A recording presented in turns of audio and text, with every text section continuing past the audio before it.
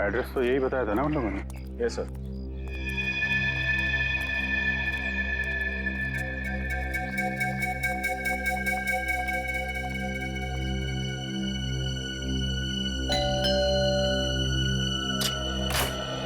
Mister Ravi, जी बोलिए। हम लोग एएसडीसी बैंक से आए हैं आपके घर का वेरिफिकेशन करने। आपने नया खाता खोलने के लिए एप्लीकेशन दिया है ना? हाँ आइए। हाँ। आइए।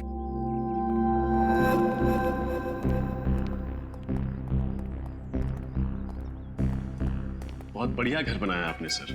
अच्छा, सपना मैम है ना, उनके भी सिग्नेचर्स लगेंगे। अच्छा हाँ, सपना सपना। क्या हुआ रवि? बड़े अच्छे कलाकार हैं आप लोग। आर्यन को रवि और शिमोना को सपना बुलाते हैं। मतलब? आप लोगों का खेल खत्म हो चुका है मिस्टर आर्यन और मिस शिमोना। कौन हो तुम लोग और हमारा असली नाम कैसे जानते हो? अरे भैया सुनो, जिस स्कूल में तुम पढ़ते हो ना, उसके हम लोग हेडमास्टर्स रह चुके हैं और तुम्हारे जैसे 420 हमारे जेब में लेके घूमते हम लोग। देखो देखो, मुझसे पंगा मत लो, बहुत खतरनाक आदमी हूं मैं। सीआईडी से खतरनाक तो नहीं हो सकते ना? सीआईडी? अरे कहाँ जा रहे?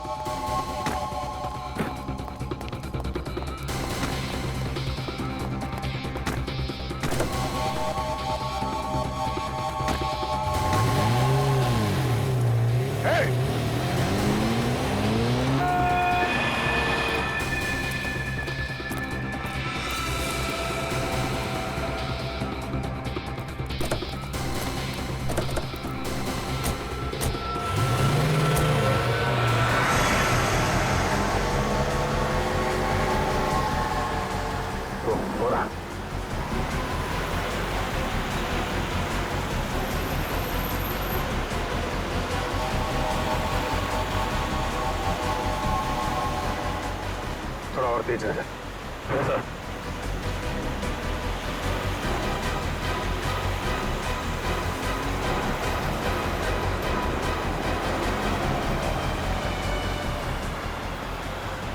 ओवरटेक कर।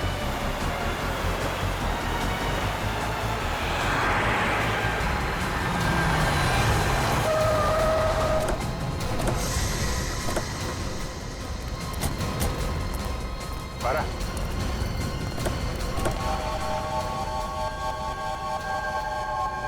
कहाँ भाग रहा है? क्यों किया ये सब? हाँ, ये सचे के पेंटिंग के बहाने ही हम लोगों ने प्रोजेक्टर में गन फिट करी थी। 2.5 करोड़ रुपए तो तुम लोगों को वैसे ही मिलने वाले थे, फिर 3-3 खून करने की क्या जरूरत थी?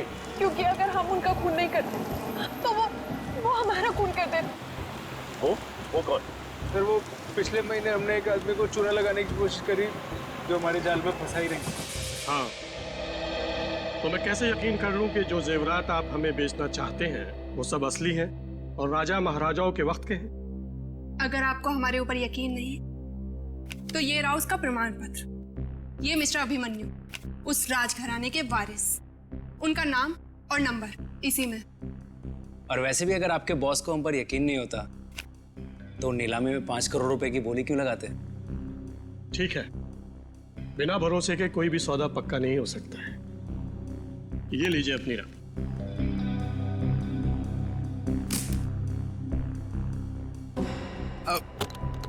Thank you.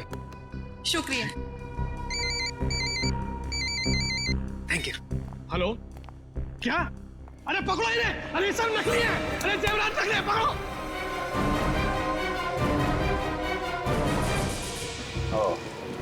तो उन लोगों ने सोचा कि तुम्हें पुलिस के हवाले करने की बजाय क्यों ना तुमसे एक जुर्म और कराया जाए। सर, हम तो खून करने के बारे में सोच भी नहीं सकते। हम लोगों से पैसे ले, उनकी चाहने नहीं लेते। खून करने से इतना ही परहेज था तो क्यों साथ दिया उन लोगों का? सीआईडी के पास आना चाहिए था तुम लोगों को। कहाँ पकड़े गए थे तुम दोनों?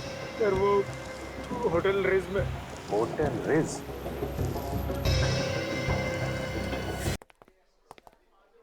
Excuse me. आइए सर, आप डिलक्स रूम एसी लेंगे या नॉन एसी सर? सीआईडी, क्या बात है सर? सब ठीक तो है ना? ठीक तो कुछ भी नहीं है। इन तीनों को जानते हो? नहीं तो सर। नहीं पहचानते? मैं नहीं पहचानता सर। बुला अपने मैनेजर को। अरे वो रहे मैनेजर साहब, जल्दी आइए, सीआईडी वाले आए हैं। क्या हुआ सर? इन फोटोज को जरा ध्यान से देखिए। ये रणवीर, ये आर्यन और ये शिमोन। जरा डिटेल चेक करके बताइए, क्या ये आपके होटल में आए थे? ठीक है सर। नहीं सर, ये नाम के लोग तो हमारे होटल में कभी नहीं आए। शायद नाम बदल कर रह रहे हो। सर नाम बदल के आए होंगे तो पता नहीं, लेकिन पहले इन्हें इस होटल में आते हुए कभी नहीं देखा सर, जहाँ तक मेरा ख्याल है। जहां तक आपका ख्याल है। हेलो, हाँ जरा अंदर आना था।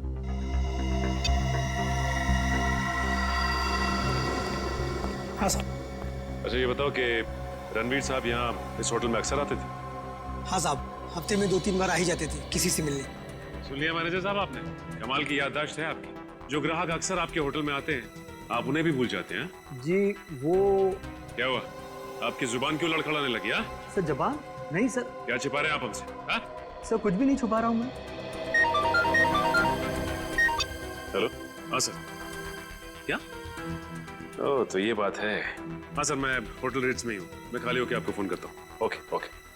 क्या हुआ? शिमोना और आर्यन ने अपना गुनाह कबूल कर लिया है। 10 दिन पहले इसी होटल में एक ज्वेलरी एग्जीबिशन हुआ था, जिसमें फिर से उन लोगों ने एक बार किसी को बेवकूफ बनाने की कोशिश की, लेकिन नाकामयाब रहे। अब क्या कहना है आपका मैनेजर साहब? हाँ, हम लोगों को माफ कर दो सर, किसी ने हम लोगों को पैसे दिए थे ताकि आप लोगों के सामने मुंह ना खोले। अब मुंह खोलने का समय आ गया है। अब ये बताओ कि ये पैसे तुम्हें किसने दिए थे, और रणवीर इस होटल में किससे मिलने आता था? सर वो...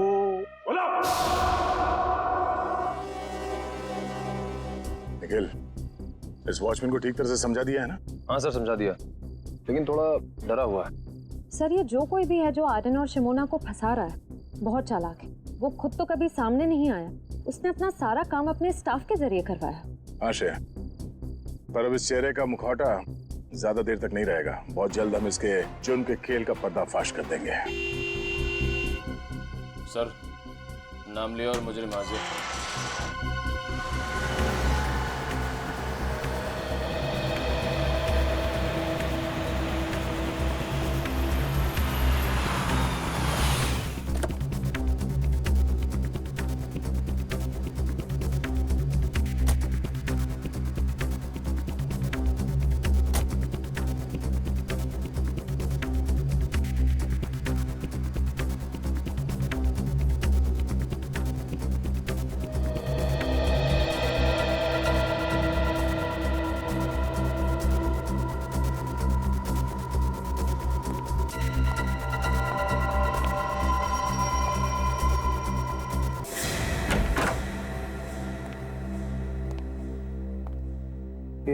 घर की सारी लाइटें ऑन क्यों हैं?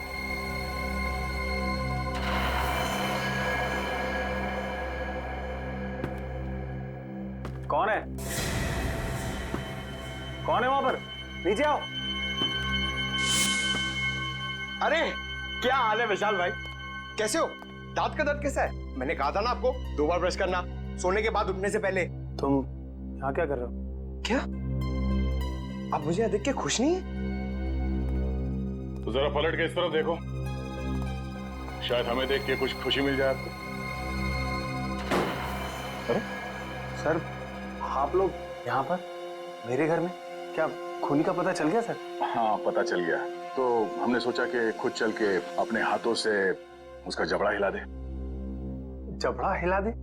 सर तो उसके लिए तो आपको खूनी के घर में होना चाहिए, फिर भला आप यहाँ मेरे घर में क्या कर रहे हैं? अपना एक गाल जरा यहाँ लाना। आजा। सर आपको मुझ पर शक है? शक नहीं, पूरा यकीन है। सर कहाँ जा रहे हो विशाल बाबू? अपनी कंपनी का शेयर छोड़ चल। मेरे मिट्ठू, अब एक अच्छे तोते की तरह चुपचाप सच बताना शुरू करते हैं, समझा?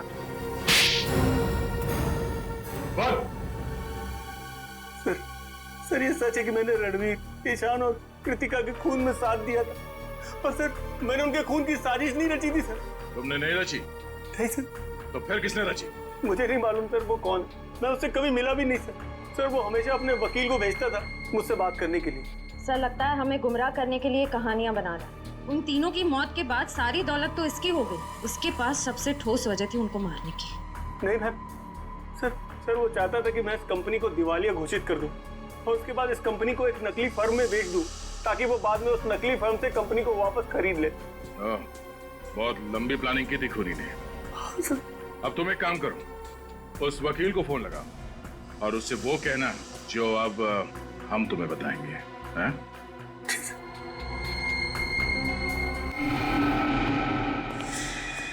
विशाल, आखिर कौन सी ऐसी जरूरी बात थी जो तुम इस अनजान जगह पे कर रहे हो? अगर तुम चाहते तो ये बात ऑफिस में भी हो सकती थी। सुरेश जी, बात बहुत जरूरी थी, इसलिए मुझे आपको यहाँ बुलाना पड़ा। कौन सी जरूरी बात थी? सुरेश जी, रणवीर ने ये कंपनी हमें बेचने से पहले किसी और को बेच दी है। अब इस कंपनी को बेचने का हक हमारे पास नहीं है। एक मिनट, क्या कहा आपने? इस कंपनी को बेचने का हक आपके पास नहीं?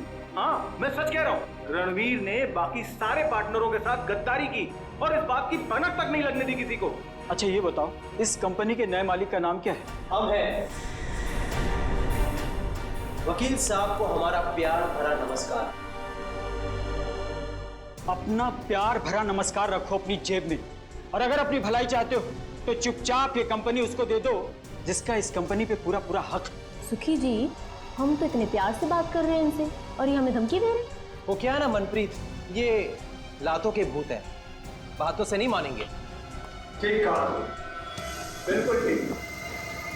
इसीलिए आज मैं तुम दोनों को ऊपर भेजने का इंतजाम करके रहा हूं। किसी को पता भी नहीं चलेगा कि ये कंपनी कभी किसी और के नाम पे हुई थी। सर, मैं अभय, कृतिका का हस्बैंड। ऐसे कैसे भूल दोगे? क्या समझ रखा है हमें? घर नीचे रखो, पहले सीआईडी को तो आने दो। सीआईडी आए? पहले मैं तुम्हें मार देता हूं। चुप! कहानी तो अब तुम्हारी खत्म होगी, फांसी के फंदे पर। कहाँ भाग रहे हो अभय बाबू? अभी तो तुम्हें अपने जुर्म कबूल करना बाकी है।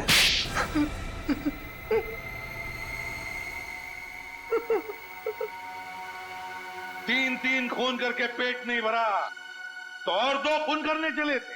हाँ? और खून करूंगा मैं, और करूंगा। जो भी मेरे और मेरी कंपनी के बीच में आएगा वो सबको मरना पड़ेगा। गद्दारी की थी मेरी पत्नी कृतिका ने मेरे साथ। कैसी गद्दारी? मैंने कृतिका, ईशान और रणवीर को पार्टनर बनाया था अपनी कंपनी में ताकि वो तीनों मेरी मदद कर सके बिजनेस में, पर उन तीनों ने मिलकर मेरा ही पत्ता काट दिया मेरी कंपनी से। और ये विशाल जिसे मैंने लाया था, इसका हिस्सा मुझसे भी ज्यादा है मेरी कंपनी में। और इसलिए तुमने विशाल को अपने साथ मिला लिया और प्लान बनाया रणवीर, ईशान और कृतिका को मारने का, है ना? क्यों विशाल? फिर तुमने आर्यन और शिमोना की मदद ली और कॉन्फ्रेंस रूम के प्रोजेक्टर में वो मैकेनिज्म फिट कर दिया और ये बेचारे तीनों के तीनों मारे गए। तुम्हें पता था कि तीनों मरने के बाद इनका सारा हिस्सा विशाल को मिलेगा और विशाल कंपनी का मालिक बनेगा और फिर किसी भी तरह से तुम विशाल से कंपनी हथिया लोगे। क्यों? है ना? हाँ, और क्या करता मैं? अपनी खोई हुई कंपनी पाने के लिए यही एक रास्ता था मेरे पास। पर अफसोस अभय जी, तुम्हारा ये रास्ता फांसी के फंदे पर जाके खत्म होता है, फांसी के फंदे पर। और विशाल, तुम भी नहीं बच सकते, क्योंकि मुजरिम का साथ देने वाला भी उतना ही बड़ा मुजरिम होता है। ले जाओ इन। चलो। सर मुझे माफ कर दीजिए सर, मुझे माफ कर दीजिए सर।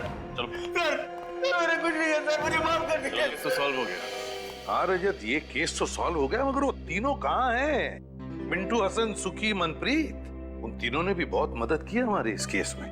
पता नहीं कहाँ है सर, उनकी कोई खबर ही नहीं। अच्छे बच्चे हैं, बता रहे थे मंजिल के बहुत करीब पहुंचने वाले हैं। 26 तारीख बजाते रहो। अच्छे बच्चे तो 26 तारीख को बजाते रहो। मिंटू, हसन, सुखी और मनप्रीत, बजाते रहो।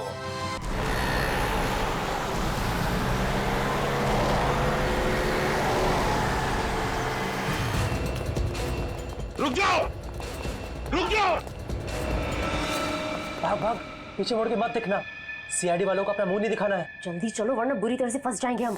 रुक जाओ ना तो गोली चला दूंगा मैं। श्रेया, पकड़ो उन्हें।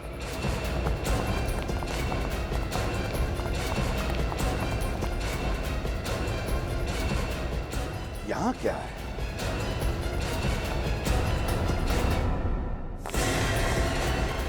रुक जाओ। अब धीरे धीरे घूम जाओ।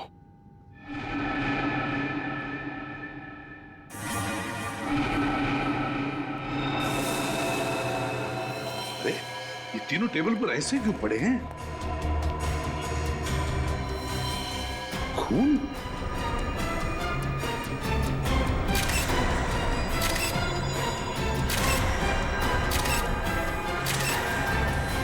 सिर के बीचों बीच गोली लगी है, तीनों के। हाँ सर। हेलो रजत। सर। ये इन तीनों के सिर में गोली मारी गई है। What? लगता है उन तीनों ने ही खून किया इनका। छोड़ो मत उन्हें, पकड़ो उन्हें। तीन खून कर दिए तुम लोग। क्या सोचा था हमसे बच के निकल जाओगे? खून? लेकिन हमने किसी का खून नहीं किया है। झूठ मत बोलो। कॉन्फ्रेंस रूम में पड़ी 3 लाशें गवाह हैं तुम्हारे जुर्म की। हम सच कह रहे हैं सर, हम यहाँ उनसे मिलने आए थे, उन्हें मारने नहीं। अगर आप लोगों ने किसी को मारा नहीं तो फिर भाग क्यों रहे थे? क्योंकि जिस मकसद से हम यहाँ आए थे वो तभी पूरा होगा अगर आप हमें पकड़े नहीं, जाने दें। कैसा मकसद? ये देखिए सर। हाँ। ये रहा चेक और इसके ऊपर खून लगा हुआ है। सर वो तीनों तो चेक लेने के लिए आए थे, तो फिर चेक लिए बिना कैसे चले गए? वही तो, आए थे चेक लेने के लिए, लेकिन चेक लेकर ही नहीं गए। और तो और साथ साथ इन तीनों का खून करके चले गए। ये कैसे हो सकता है? पंकज, मिताली को लेकर आओ जल्दी। सर, उन तीनों को पकड़ के रखा है। उन तीनों के नाम है मिंटू हसन, सुखी और मनप्रीत। श्रेया उन्हीं के पास है, लेकिन सर वो बार बार एक ही बात कह रहे हैं कि उन्होंने ये खून नहीं किए। मिंटू हसन, सुखी और मनप्रीत कह रहे खून नहीं किया। रजत, डॉक्टर तारिका को बुलवा लेते हैं और उससे इन तीनों की गन पाउडर टेस्ट करवाते हैं। पता चल जाएगा कितना सच बोल रहे, कितना झूठ। सारे कमरे की अच्छी तरह से तलाशी लेते हैं, कुछ ना कुछ तो जरूर मिलेगा। चेक करो।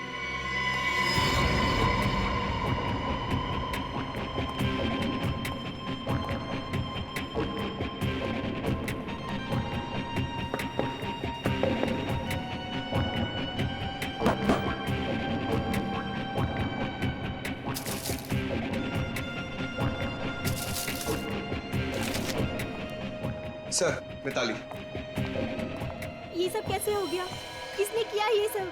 मिताली, बताओ, यहाँ इस कॉन्फ्रेंस रूम में आने के लिए क्या तुम्हारे पूरे स्टाफ को परमिशन लेनी पड़ती है? हाँ सर, जब भी कॉन्फ्रेंस रूम में मीटिंग होती है, कोई भी बिना इजाजत के इस कमरे में तो क्या, इस फ्लोर पर भी नहीं आ सकता। और आज तो यहाँ बहुत जरूरी मीटिंग थी, इसीलिए कृतिका मैडम, रणवीर सर और ईशान सर ने कहा था कि किसी को भी यहाँ आने की अनुमति न दी जाए जब तक मीटिंग खत्म ना हो जाए। तो फिर वो तीनों कैसे घुसे इस कॉन्फ्रेंस रूम में? क्या तुम भी शामिल हो उनके साथ? बताओ। नहीं सर, आप ऐसा कैसे कह सकते हैं? मैं भला अपने बॉसेस को क्यों मारूंगी? उन्हें तो कृतिका मैम ने परमिशन दी थी अंदर आने के लिए। सर, हाँ, पूरा कमरा छान मारा है, कहीं कुछ नहीं मिला। कुछ भी नहीं मिला? कुछ भी नहीं मिला इस कमरे में? है ना बड़ी अजीब बात। यहाँ इस कॉन्फ्रेंस रूम में आने के लिए और यहाँ से बाहर जाने के लिए सिर्फ एक ही दरवाजा है। यही दरवाजा है ना? हाँ सर। फिर ये सब हुआ कैसे? कैसे हुआ ये सब? जब हम लोग यहाँ आ रहे थे तब ये तीनों भी, मिंटू हसन, सुखी और मनप्रीत, भागे जा रहे थे यहाँ से। क्यों? और वो भी बिना चेक लिए। सारा चक्कर क्या है? कुछ ना कुछ तो गड़बड़ जरूर है। सर, हाँ, ये भी तो हो सकता है कि इन तीनों ने एक दूसरे को मार दिया हो। नहीं पंकज, मुझे नहीं लगता ऐसा हुआ है। अगर ये तीनों एक दूसरे को मारते तो कोई ना कोई गन तो हमें मिलती। कोई ना कोई गन। नहीं नहीं नहीं नहीं नहीं, इस सारी गुत्थी का जवाब इन तीनों के पास है। मिंटू हसन, सुखी, मनप्रीत।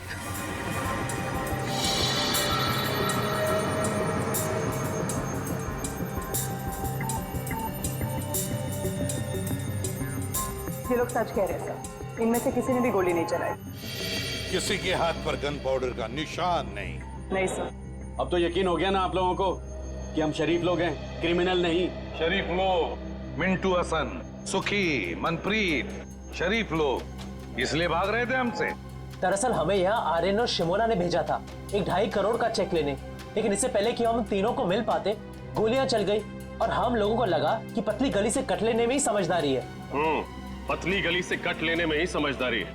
अगर तुम लोग शरीफ होते तो या तो खूनी को पकड़ने की कोशिश करते या फिर सीआईडी को बुलाते। नहीं कर सकते थे मैं साहब, क्योंकि हमारी शराफत हमें हमारी मंजिल से भटका देती। मंजिल?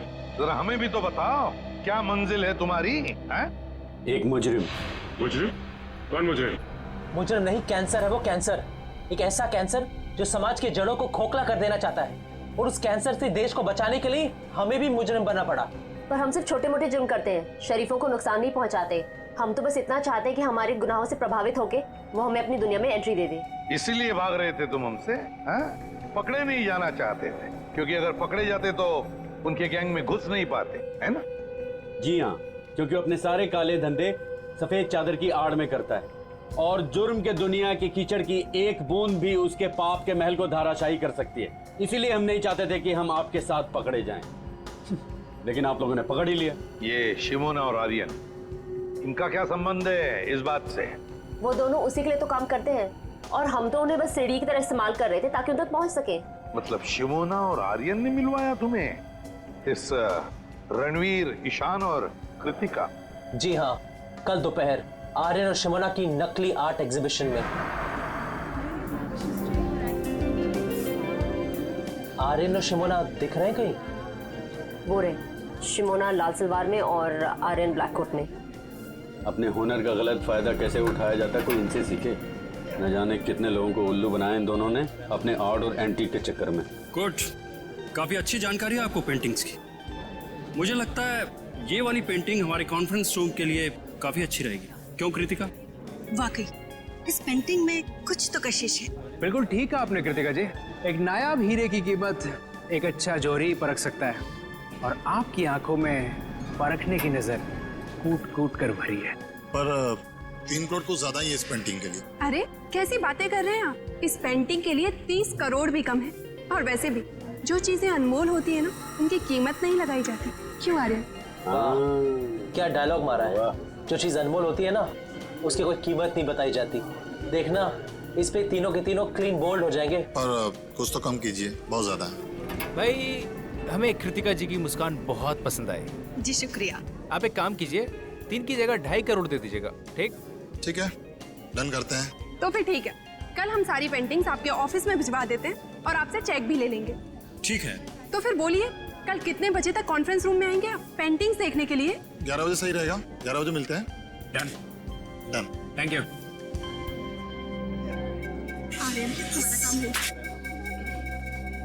वैसे बहुत अच्छा फ्लर्ट कर रहे थे आप कृतिका जी के साथ। क्यों, तुमको बहुत जलन हो रही है क्या?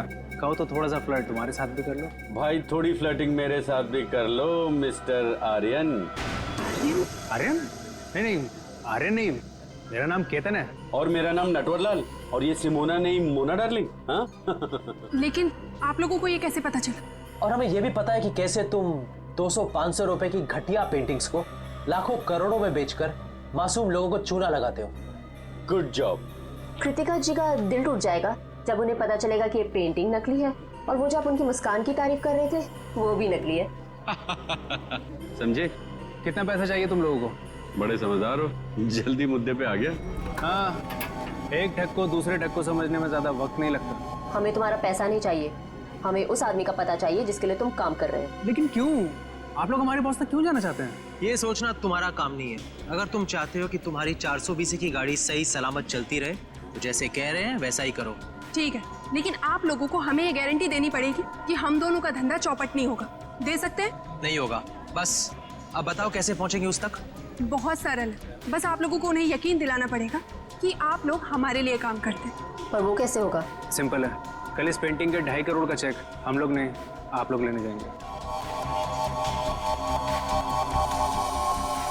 शिमोना का इन तीनों से पूछना कि तुम लोग कॉन्फ्रेंस रूम में कितने बजे तक रहने वाले हो, ये बात कुछ हजम नहीं हो रही है। सर, हो सकता है इन तीनों का खून आर्यन और शिमोना ने किया हो।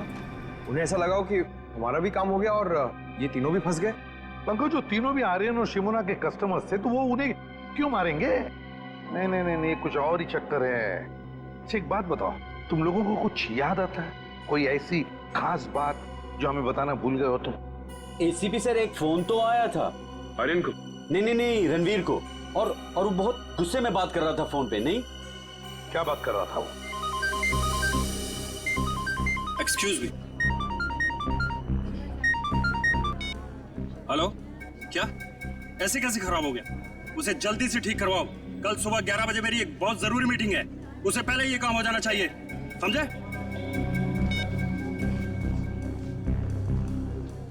मिस्टर रणवीर, क्या? मेरी अभी अपने कारपेंटर से बात हो गई है। आज रात को ही जाकर वो ये आपके कॉन्फ्रेंस हॉल में खूबसूरत पेंटिंग लगा देगा। ओह नाइस, ये तो बहुत अच्छी बात है। इसका मतलब कल सुबह जब हम ऑफिस पहुंचेंगे तो ये पेंटिंग दीवार पर लगी होगी। बिल्कुल। गुड। और हमारी जगह चेक लेने के लिए ये तीनों आएंगे। ओह, कौन है ये तीनों? ये तीनों भी हमारे साथ ही काम करते हैं। और जैसे ही हम यहाँ पहुंचे गोलियां चलने लगी। उसके बाद क्या हुआ आपको तो पता ही है। कुछ ना कुछ तो गड़बड़ जरूर है, कुछ ना कुछ तो गड़बड़ जरूर है, वरना इस आर्यन ने रात को फोन करके तुरंत पेंटिंग्स क्यों लगवा ली कॉन्फ्रेंस रूम में? कुछ ना कुछ तो गड़बड़ जरूर है। क्या तुम लोगों ने इन दोनों को देखा था बिल्डिंग में? नहीं, वो दोनों तो यहाँ कहीं नजर नहीं आए। कहीं भी दिखाई नहीं दिए? तो फिर ये खून किया किसने? ये खून किया किसने? किसने किया ये खून? आसान के पता चला गोलियां कैसे चली? हाँ, पता तो चला कुछ, शायद मदद मिल जाए। तो बता दे। उसे कृतिका, ईशान और रणवीर ऐसे ही बैठे थे ना कॉन्फ्रेंस रूम में? बिल्कुल ऐसे ही बैठे थे और तीनों के सिर के बीचों बीच गोली लगी है। और वो गोली एक ही कैलिबर की है बॉस, जो तीनों को लगी है। और तीनों को गोली 55 से 60 डिग्री के एंगल से चली है, ऐसे।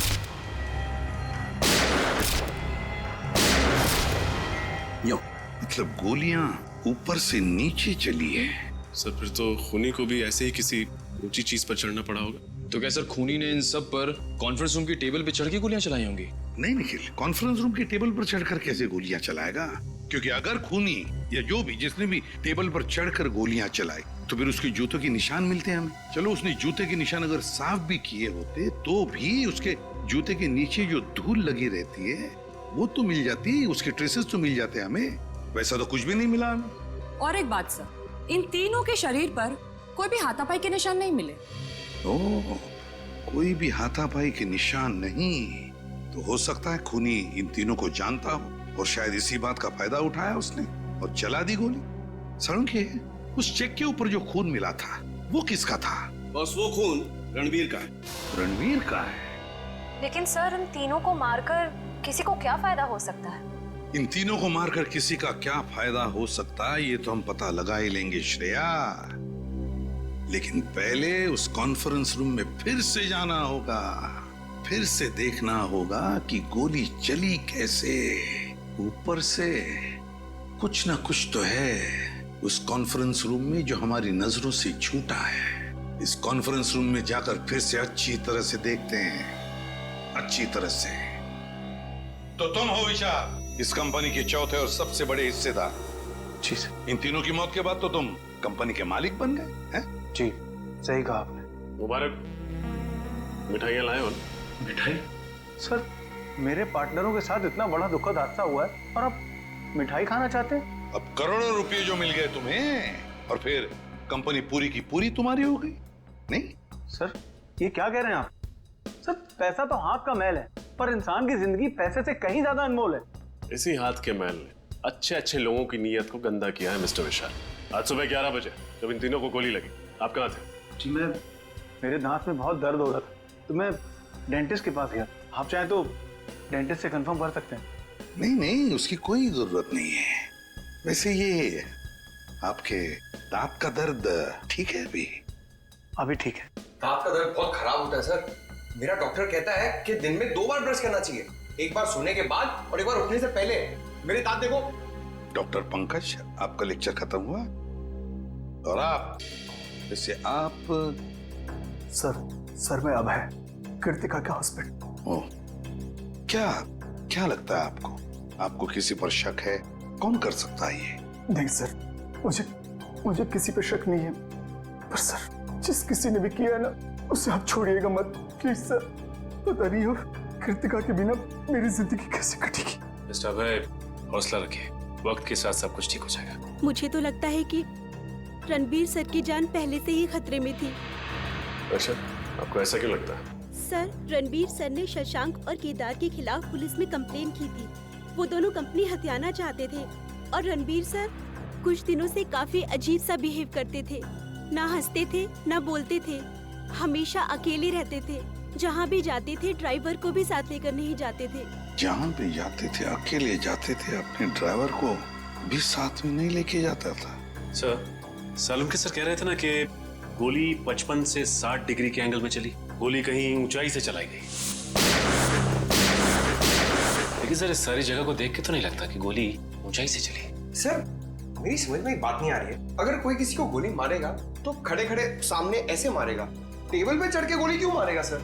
सर, कहीं ऐसा तो नहीं कि गोलियां किसी चीज के अंदर से चली थी? हो सकता है, बिल्कुल हो सकता है श्रेया, बिल्कुल हो सकता है। इस कॉन्फ्रेंस रूम का कोना कोना छान मारो, एक एक इंच देखो, कोई भी चीज हमारी नजरों से छूटनी नहीं चाहिए, कोई भी चीज।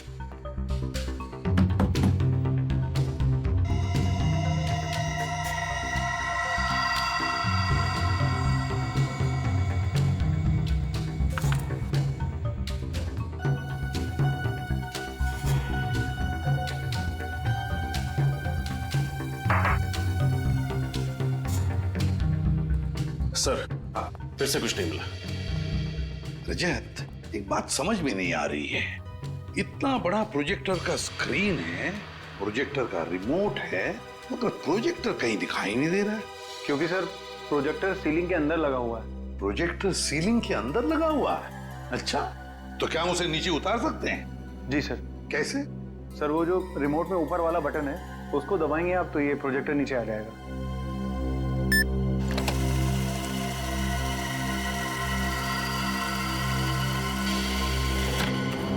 ओह, तो ये बात है, प्रोजेक्टर ऊपर सीलिंग के अंदर।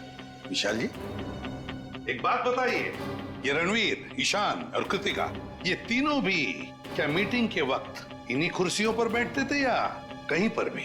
जी हाँ सर, जब भी हम मीटिंग लेते थे कॉन्फ्रेंस हॉल में, ये तीनों इन्हीं जगहों पर ही बैठते थे।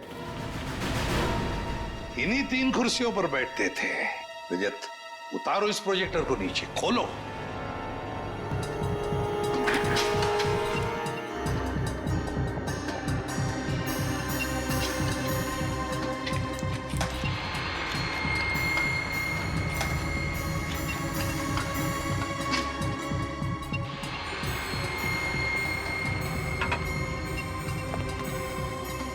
खोलो इसे पंकज।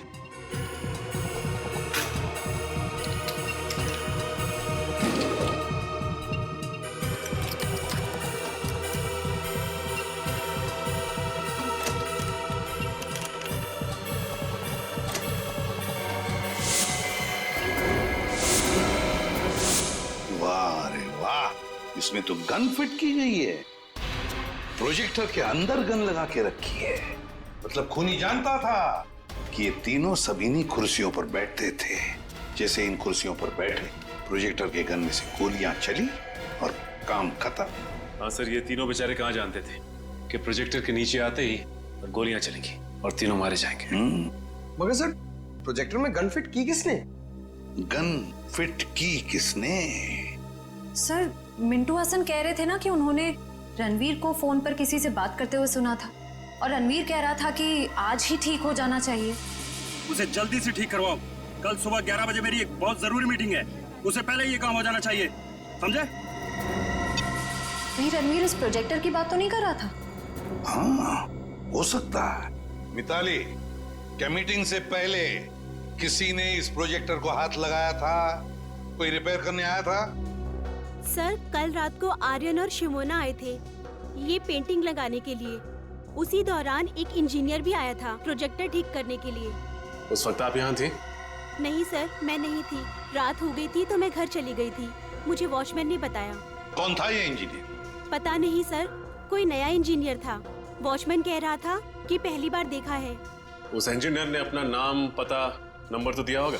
नहीं सर। कोई नया इंजीनियर जिसका नाम नहीं, पता नहीं, नंबर नहीं? वाह रे वाह, बहुत बड़ी प्लानिंग की इस खूनी ने। पहले इसने प्रोजेक्टर को बिगाड़ दिया, फिर अपने आदमी को बुला लिया इसे रिपेयर करने के लिए, इस नए इंजीनियर को, और उसके जरिए उसने ये गन फिट कर दी इस प्रोजेक्टर में। मगर ये इंजीनियर उसी वक्त आया था जिस वक्त आर्यन और शिमोना ये पेंटिंग लगाने आए थे। ओह,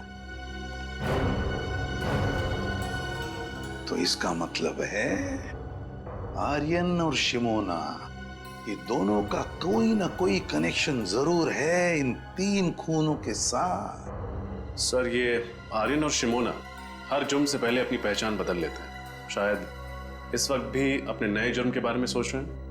हाँ, तो पता लगा ये आर्यन और शिमोना इस बार अपने चेहरे पर कौन सा नया चेहरा लगाने वाले हैं। शशांक और केदार, पता है इस कागज में क्या है? क्या लिखा है सर? तुम्हारे अतीत का इतिहास। कैसा इतिहास? किस तरह आप लोग बड़ा मगरमच्छ बनकर छोटी मछलियों को खा जाना चाहते हैं, इसका इतिहास।